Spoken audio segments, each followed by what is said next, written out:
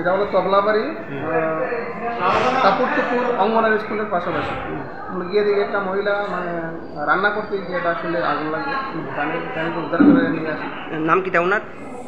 নামটা রবিনা তাঁতি, বয়স 20। হাজবেন্ডের নাম জ্যোতিষ তাঁতি।